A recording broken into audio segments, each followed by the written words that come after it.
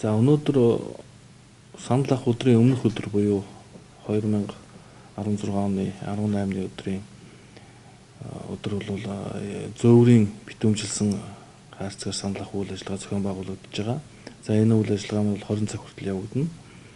За энэ үйл ажиллагаанд бол хэсгийн хороодтой буюу санал авах байранда тухайн өдөр бол одоо би санал өгч болохгүй нэ гэсэн эрүүл мэндийн шалтгаантай, эрүүл мэндийн байдлаас шалтгаалсан хүмүүс санал өгөх боломжтой. А хоёрдугаарт нь бол дайчилгаанд одоо хуулийн дагуу дайчилгааны хуулийн дагуу ажиллаж байгаа хүмүүс санал өгч болно. За гуравдугаарт нь бол цагдсан хоригдсон буюу одоо урьдчилан хорих байрууд байгаа хүмүүсийн саналыг бас авах юм боломжтой.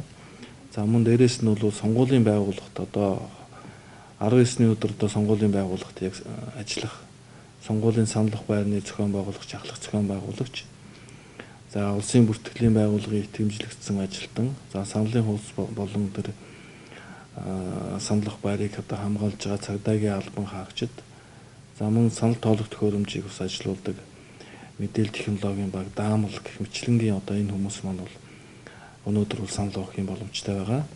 За энэ бол санал авах үйл ажиллагаа маань 20 цагаар дуусгар болно. Энэний дараа бол сонгуулийн ерөнхий оронд одоо аймагуудаасаа мэдээлэл авна. За хэдэн сонгох саналаа өгсөн байна уу? Хэдэн саналын хайрцаг явж юу гэдгийг бол аймагуудаас ингээд тодорхой мэдээллийг бидэнд өгнө авах гэж бодож байгаа. Маргааш өглөө одоо ингээд нөгөө санал авах төхөөрөмжөө ингээд тавьчих штэ тий. Ингээд нээлттэй тавьж харуулад тэгээ санал авах төхөөрөмжөө ажилуулад нөгөө зөөврийн хайрцаг нэгэд хэдэн хүн санал өгсөн байх шүү гэдэг тэрийг эхлээд ингээд уншуулчихна хамгийн ихэнд. Тэрлэг уншуулна. Тийм. Одоо бол нэг бол хацтайгаа тэгээ хадгалж